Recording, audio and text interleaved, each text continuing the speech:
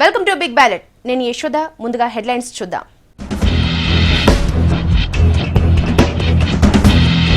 ఎన్నికల్లో ఎవరి లెక్కలు వాళ్లవే. సీజన్లో పండగ చేసుకున్న సర్వే సంస్థలు.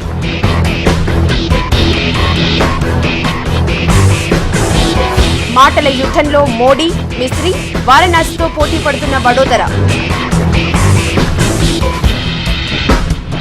ఓటింగ్లో కీలకంగా మారిన మహిళలు. కష్టమైన నష్టమైన ఓటేయాలన్న పట్టు.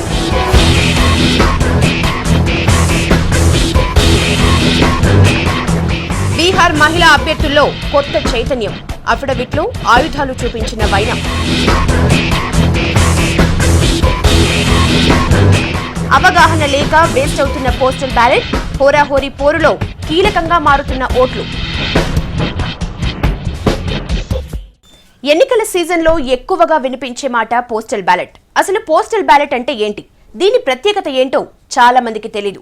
దీన్ని ఎవరు ఉపయోగించుకోవాలో కూడా చాలా మంది అర్హులకే తెలీదు. కానీ ఎలక్షన్ వార్ హోరాహోరీగా మారిన సమయాల్లో పోస్టల్ బ్యాలెట్ ఓట్లే కీలకం అవుతుండడమే అసలు విశేషం.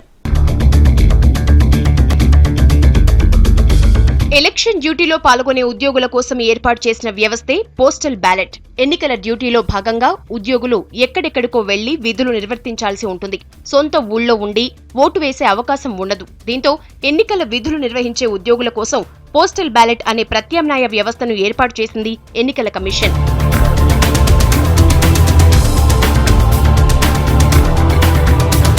పోస్టల్ బ్యాలెట్ గతంలో కేవలం ప్రభుత్వ ఉద్యోగులకు మాత్రమే ఉండేది. మిగతా వారెవరికీ పోస్టల్ బ్యాలెట్ వాడుకునే ఛాన్స్ ఉండేది కాదు. అయితే ఎలక్షన్ డ్యూటీస్ తో సంబంధం ఉన్న అందరికీ పోస్టల్ బ్యాలెట్ సౌకర్యాన్ని కల్పించింది లేటెస్ట్ గా ఎన్నికల సంఘం.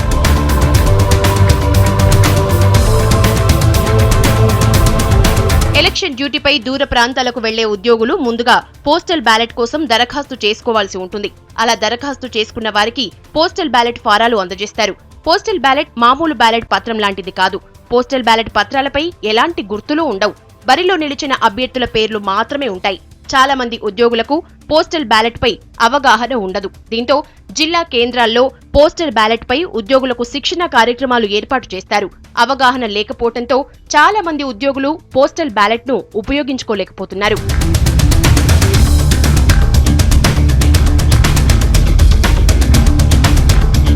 లోక్సభ ఎన్నికల్లో అభ్యర్థులు కనీసం 25,000 పైచిలుకు మెజారిటీతో గెలుస్తుంటారు. కొన్ని చోట్ల మెజారిటీ లక్షల్లో ఉంటుంది. దీంతో పోస్టల్ బ్యాలెట్ ను పెద్దగా పట్టించుకోరు బరిలో నిలిచిన అభ్యర్థులు. ఒక్కో లోక్సభ నియోజకవర్గ పరిధిలో పోస్టల్ బ్యాలెట్ ఓట్లు 10,000కు మించవు. ఈ 10,000 ఓట్లతో పోయేదే ఉందిలే అనుకుని నిర్లక్ష్యం చేస్తుంటారు అభ్యర్థులు. అయితే పోటీ తీవ్రంగా జరిగినప్పుడు ఇలాంటి 10,000 ఓట్లే కీలకంగా మారతాయి. చావు తప్పి కన్ను లొట్టపోయినట్లు స్వల్ప మెజారిటీతో గెలుస్తారు.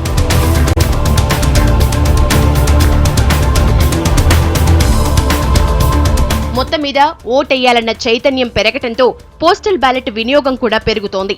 డ్యూటీలో ఉద్యోగులు ఎంత బిజీగా ఉన్నా పోస్టల్ బ్యాలెట్ ను వినియోగించుకుంటున్నారు.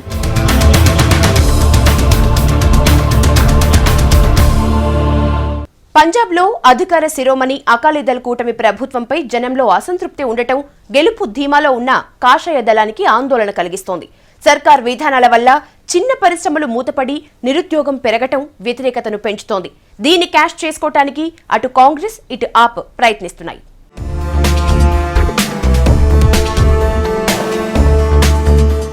పంజాబ్లో శిరోమణి అకాలీదళ్ శివసేన కూటమి ఎదురీదుతోంది.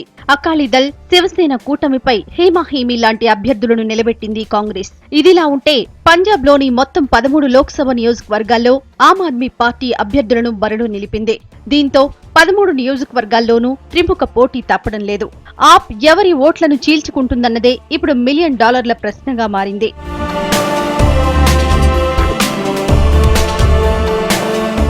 శిరోమణి అకాలీదళ్ శివసేన కూటమి సర్కార్పై ప్రజల్లో తీవ్ర వ్యతిరేకత నెలకొంది. ఎన్నికల్లో ఇచ్చిన హామీ మేరకు రైతులకు ఉచితంగా విద్యుత్ సరఫరా చేస్తోంది అకాలీదళ్ ప్రభుత్వం. అయితే ఈ ప్రభావం పట్టణ ప్రాంత ఓటర్లపై పడుతోంది.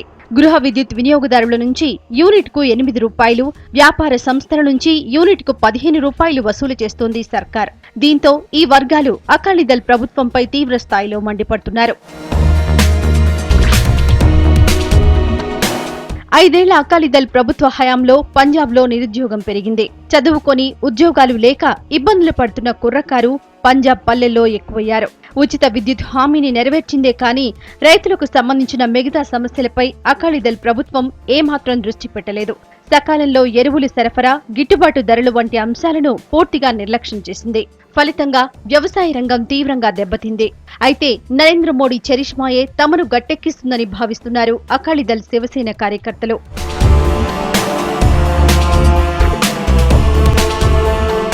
లేటెస్ట్ గా విద్యుత్ రేట్లను ఎడాపెడా పెంచేసింది అకాలీదళ్ ప్రభుత్వం. ఈ ప్రభావం చిన్న పరిశ్రమల వర్గాలపై పడింది. అంతటితో ఆగలేదు సర్కార్.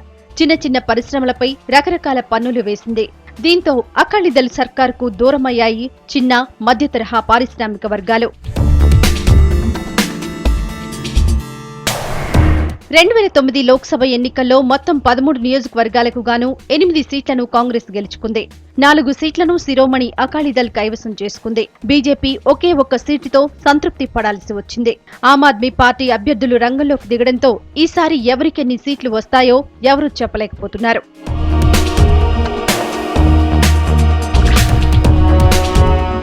ఈసారి లోక్సభ ఎన్నికల్లో అన్ని పార్టీల నుంచి ప్రముఖులు పోటీ చేశారు. అమృత్సర్ సెగ్మెంట్ నుంచి బీజేపీ తరపున ఆ పార్టీ సీనియర్ నాయకుడు అరుణ్ జైట్లీ, కాంగ్రెస్ తరపున మాజీ ముఖ్యమంత్రి అమరీందర్ సింగ్ పోటీ చేశారు. వీళ్ళిద్దరూ తిట్ల పురాణం పంజాబ్లో హాట్ టాపిక్ అయింది. పాటియాలో నియోజకవర్గం నుంచి కాంగ్రెస్ టికెట్ పై సిట్టింగ్ ఎంపీ ప్రణీత్ కౌర్ బరిలో నిలిచారు. లుధియానా సెగ్మెంట్ నుంచి కాంగ్రెస్ అభ్యర్థిగా మాజీ ముఖ్యమంత్రి బియాన్ సింగ్ మనవడు రణ్వీర్ సింగ్ బిట్టు పోటీ చేశారు.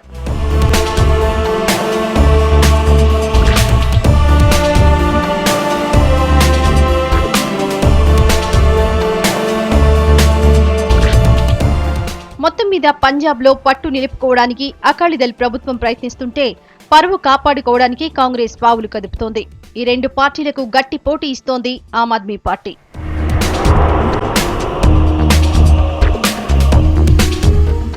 ఎన్నికల సీజన్లో 100 కోట్ల సంపన్నుల గురించి వింటాం. నేర చరిత్ర ఉన్న అభ్యర్థుల లిస్టు చూస్తాం. బరిలో నిలిచిన ఐఏఎస్ అధికారుల గురించి కూడా తెలుసుకుంటాం. కానీ బీహార్లో సీన్ డిఫరెంట్. అదేంటో మీరే చూడండి. ఎన్నికల్లో పోటీ చేసే అభ్యర్థులు అఫిడవిట్లో ఆస్తుల వివరాలు వెల్లడించడం తప్పనిసరి. మహిళా అభ్యర్థులైతే నగలు, ఆభరణాలు, వాటి విలువ కూడా వెల్లడించాల్సి ఉంటుంది. అయితే బీహార్లో మహిళా అభ్యర్థులు చెప్తున్న ఆస్తుల వివరాలు వింటే ఎవరికైనా మైండ్ బ్లాంక్ అవ్వాల్సిందే.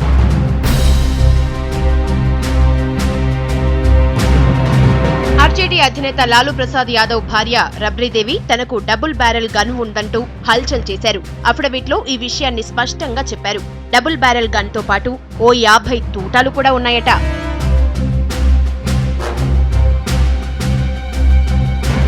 రబ్రీదేవి అఫిడవిట్ ను చూసిన మిగతా మహిళా అభ్యర్థులకు కోపం వచ్చినట్లుంది. రబ్రీ కంటే మేం ఎందులో తక్కువ అంటూ తమ దగ్గర ఉన్న తుపాకుల లిస్టును బయటకు తీశారు. వైశాలి సెగ్మెంట్ లో జేడీయూ రెబెల్ గా పోటీ చేస్తున్న అను శుక్లా తనకు ఓ పిస్తోలు ఉందంటూ హల్చల్ చేశారు.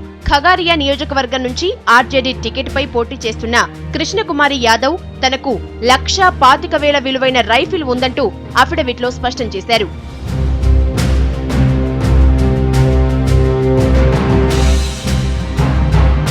వాళ్లు వీళ్లే కాదు, సుదీర్ఘ కాలం పాటు ఐఏఎస్ అధికారిగా పనిచేసి పాలిటిక్స్ లోకి జంప్ చేసిన వాళ్లు కూడా తుపాకుల గొప్పలు చెప్పుకుంటున్నారు. పాట్నా సాహిబ్ లో ఆమ్ ఆద్మీ పార్టీ టికెట్ పై పోటీ చేస్తున్న ప్రవీణ్ అమానుల్లా తనకు ఓ ఖరీదైన రివాల్వర్ ఉందన్న విషయాన్ని బయటపెట్టారు. ఇలా బరిలో నిలిచిన క్యాండిడేట్స్ ఒక్కొక్కరు తుపాకీ గురించో రివాల్వర్ గురించో చెప్తుంటే ఆపండి మీ బడాయి అంటూ ముందుకొచ్చారు బీజేపీ అభ్యర్థిని పుతుల్ దేవి. ఈ మేడం దగ్గర 1 కాదు 2 కాదు ఏకంగా 5 తుపాకులు ఉన్నాయట.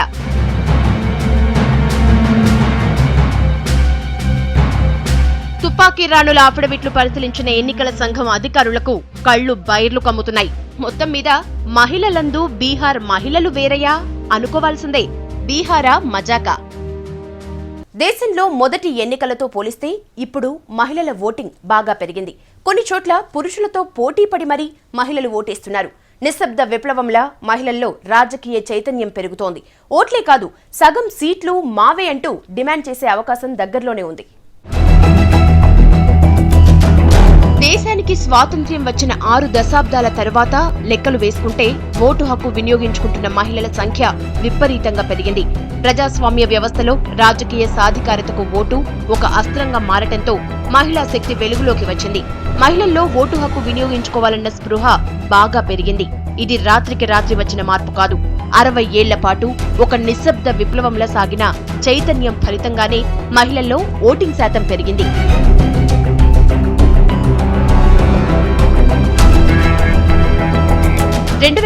ఎన్నికల్లో పురుషుల ఓటింగ్ శాతం 50.97 ఉండేది. మహిళల ఓటింగ్ శాతం 65.96% పెరిగింది. మహిళల్లో పెరుగుతున్న రాజకీయ చైతన్యానికి ఇంతకంటే వేరే ఉదాహరణ అక్కర్లేదు.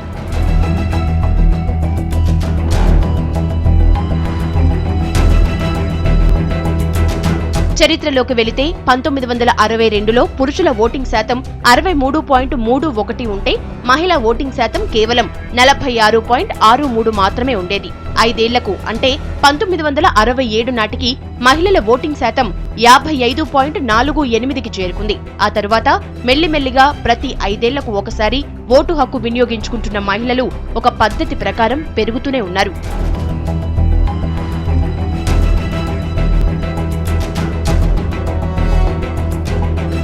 సంఖ్యాపరంగా చూస్తే స్త్రీ పురుష ఓటర్ల నిష్పత్తి ఒకప్పటి కంటే ఇప్పుడు ఎంతో మెరుగైంది. 1960లో 1000 మంది పురుష ఓటర్లుంటే 715 మంది మహిళా ఓటర్లు ఉండేవారు. 2000 సంవత్సరానికి మహిళా ఓటర్ల సంఖ్య 883కు చేరింది. భ్రూణ హత్యల కారణంగా దేశంలోని కొన్ని ప్రాంతాల్లో మహిళల సంఖ్య బాగా తక్కువగా ఉంది. అయితే దేశవ్యాప్తంగా యావరేజ్న మహిళల సంఖ్య చెప్పుకోదగ్గ స్థాయిలో పెరిగింది. ఈ పెరుగుదలే స్త్రీ ఓటర్ల జాబితాలో యథాతథంగా కనిపిస్తుంది. ఫలితంగా మహిళా ఓటర్లు పెరిగారు. వాళ్ల ఓటింగ్ శాతం కూడా పెరిగింది.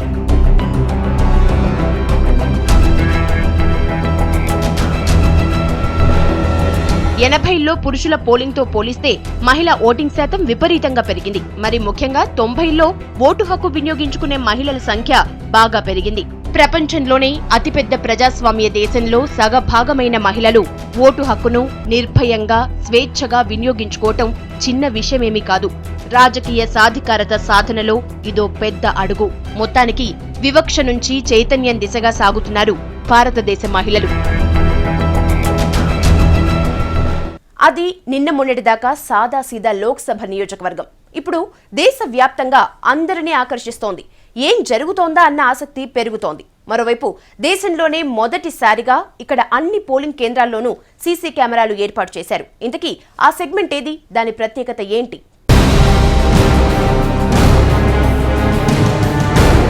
వడోదర బీజేపీ ప్రధాని అభ్యర్థి నరేంద్ర మోడీ పోటీ చేస్తున్న 2 నియోజకవర్గాల్లో ఒకటి. ఉత్తరప్రదేశ్లోని వారణాసిపై హైప్ క్రియేట్ కావడంతో వడోదర సెగ్మెంట్ను సీరియస్గా తీసుకోవటం లేదు. అయితే వడోదరకంటూ కొన్ని ప్రత్యేకతలున్నాయి.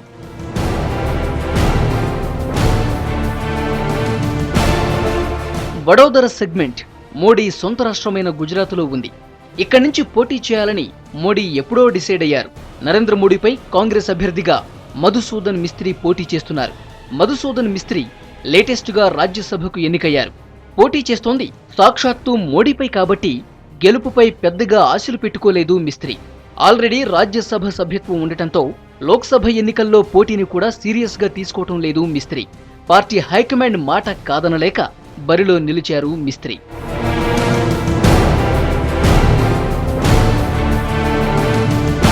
వడోదర నియోజకవర్గం బేసికల్గా బీజేపీకి కంచుకోట. 1996 నుంచి బీజేపీయే వడోదర సెగ్మెంట్ను కైవసం చేసుకుంటోంది. మొట్టమొదట వడోదర సిటీ కాంగ్రెస్ అధ్యక్షుడు నరేంద్ర రావత్ను మోడీపై పోటీకి పెట్టాలని భావించారు. అయితే ప్రైమరీస్ 2014 పేరుతో రాహుల్ గాంధీ నిర్వహించిన అభ్యర్థుల ఎంపిక ప్రక్రియలో రావత్ ఎంపికయ్యారు. అయితే బీజేపీ తరఫున మోడీ పోటీ చేస్తున్నట్లు తెలియటంతో అంతో ఇంతో పోటీ ఇచ్చే నాయకుడిగా సీనియర్ నాయకుడు మధుసూదన్ మిస్త్రీకి టికెట్ ఇచ్చారు.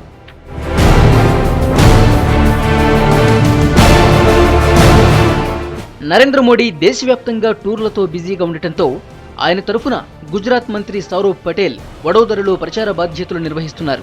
వడోదరలో ప్రస్తుతం 30,000 మంది బీజేపీ కార్యకర్తలు మోడీ గెలుపు కోసం తీవ్రంగా శ్రమిస్తున్నారు. చివరి ఒక్కరోజు మోడీ వచ్చి నియోజకవర్గంలో కాలు పెడితే చాలు, లక్షల మెజారిటీతో గెలిపించుకునే బాధ్యత మాది అంటున్నారు వడోదర బీజేపీ కార్యకర్తలు. మొత్తం మీద వడోదరలో భారీ మెజారిటీ సాధించాలన్న గట్టి పట్టుదలతో దూసుకుపోతోంది బీజేపీ.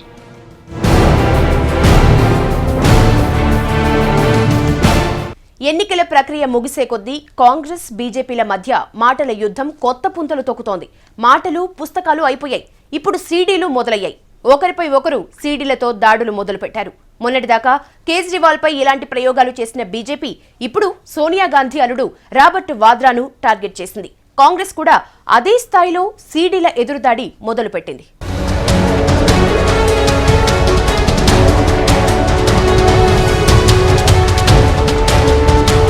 కాంగ్రెస్ బీజేపీ మధ్య సీడీల యుద్ధం తీవ్రమైంది. 2 రోజుల కిందట సోనియా గాంధీ అల్లుడు రాబర్ట్ వాద్రా అక్రమ భూ లావాదేవీలకు పాల్పడ్డారంటూ బీజేపీ సీడీని విడుదల చేసింది. సీడీతో పాటు దామాద్ శ్రీ పేరుతో రూపొందించిన ఓ బుక్ ను కూడా రిలీజ్ చేసింది. దాన్ని రాబర్ట్ వాద్రా డెవలప్మెంట్ మోడల్ గా పేర్కొంది.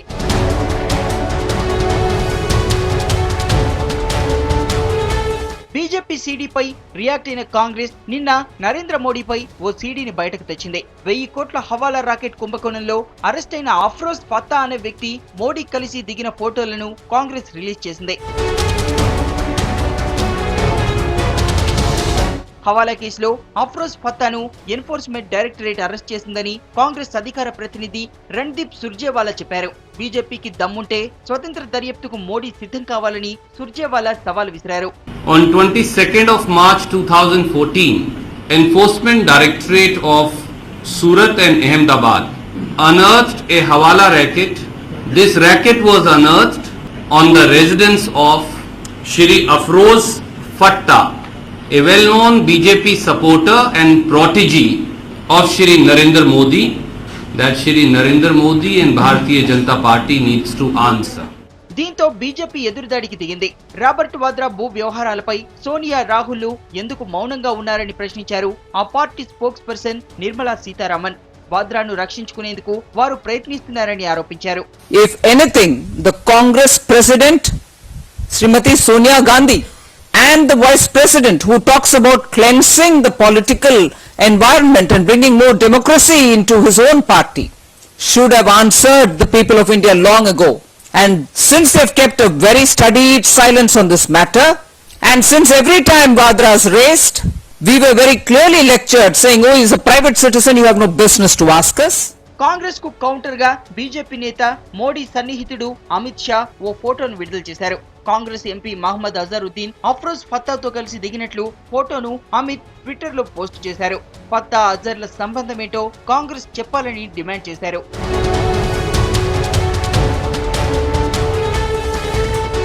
మొత్తానికి రెండు పార్టీలు సీడీలు ఫోటోలతో యుద్ధం చేస్తూ సవాళ్లు ప్రతి సవాళ్లతో హోరెత్తిస్తున్నాయి. అయితే ఏ పార్టీ కూడా తమపై వచ్చిన ఆరోపణలపై సమాధానం చెప్పడం లేదు. ఎన్నికల సీజన్లో సర్వే సంస్థలు పండగ చేసుకున్నాయి. మార్కెట్లో సర్వేలకు ఇప్పుడు కోట్లల్లో విలువ వచ్చింది. సర్వేల కోసం కోట్లు ఖర్చు చేయడానికి కూడా వెనకడ్డం లేదు పార్టీలు. పొలిటికల్ సర్కిల్స్ లో హల్చల్ చేస్తున్న ఎన్నికల సర్వేలపై స్పెషల్ స్టోరీ. ఈ ఎన్నికల్లో ఏ పార్టీకి ఓటేస్తారు, ఆ పార్టీకే ఓటేయాలని ఎందుకు అనుకుంటున్నారు అంటూ మిమ్మల్ని ఎవరైనా ప్రశ్నించారా? ఒకరి తర్వాత మరొకరు మీ ఊళ్ళోకొచ్చి ఏ పార్టీ గాలి వీస్తోందో కనుక్కునే ప్రయత్నం చేశారా? ఇలా అడగడం అంటే బంధుమిత్రులను కుశల ప్రశ్నలు వేయడం కాదు. ఎన్నికల వ్యాపారంలో అదో భాగం. వ్యాపారం అంటే సాదాసీదా వ్యవహారం కాదు, కోట్లాది రూపాయల వ్యాపారం. ఈ వ్యాపారాన్నే పొలిటికల్ సర్కిల్స్ లో సర్వేలంటారు.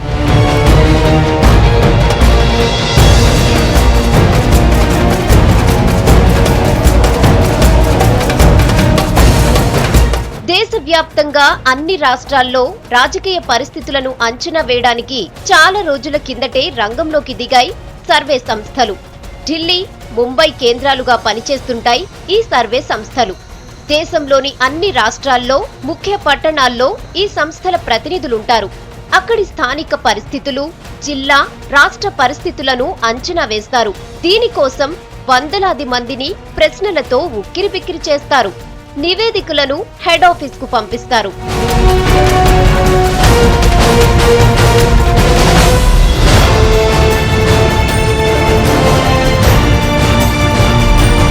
ఎన్నికల సీజన్లో సర్వే నివేదికలకు ఎంతో ప్రాధాన్యం ఉంటుంది. ఎన్నికల నగారా మోగగానే సర్వే సంస్థలు రంగంలోకి దిగాయి. ఏ రాష్ట్రంలో ఏ పార్టీకి జనం సానుకూలంగా ఉన్నారు, ఏ నియోజకవర్గంలో ఎవరి అభ్యర్థిత్వానికి ప్రజలు ఓకే చెబుతున్నారు, ఇలాంటి విషయాలన్నింటిపైన శాంపిల్స్ ను ప్రశ్నిస్తారు, వివరాలు సేకరిస్తారు. అవసరమైన వారికి సర్వే రిపోర్ట్ను అమ్ముకుంటారు.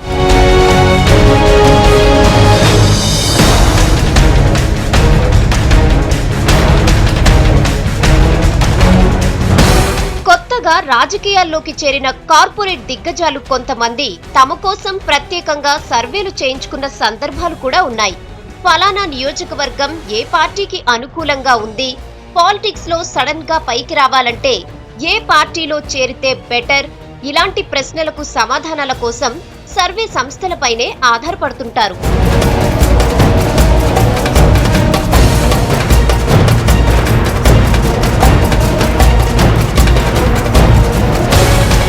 దేశంలోని అనేక ప్రధాన రాజకీయ పార్టీలు లోపాయికారిగా సర్వే సంస్థలపై ఆధారపడుతున్నాయి. ధీటైన అభ్యర్థుల ఎంపిక దగ్గర నుంచి ఎన్నికలకు సంబంధించిన అనేక అంశాలపై గుట్టుచప్పుడు కాకుండా సర్వేలు చేయించుకుంటున్నాయి. సర్వే సంస్థల ఫలితాల ఆధారంగా నిర్ణయాలు తీసుకుంటున్నాయి. రాజకీయాల్లో కార్పొరేటీకరణ ప్రవేశించిందనడానికి ఇంతకంటే మరో ఉదాహరణ అక్కర్లేదు.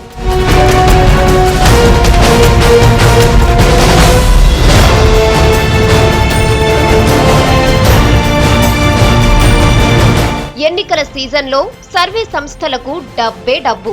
మిగతా రోజుల్లో ఖాళీగా ఉండే సర్వే సంస్థలన్నీ ఎన్నికల నగారా మోగగానే ఒక్కో ఇష్యూ కేంద్రంగా సర్వేలు నిర్వహించడంలో మునిగిపోతాయి. పేరున్న సంస్థలైతే సర్వేల కోసం అటూ ఇటూగా 4 కోట్ల వరకు వసూలు చేస్తాయి. నియోజకవర్గాల్లో స్థానికంగా అభ్యర్థులు తమ కోసం చేయించుకునే సర్వేలకు 2 లక్షల వరకు వసూలు చేస్తాయి.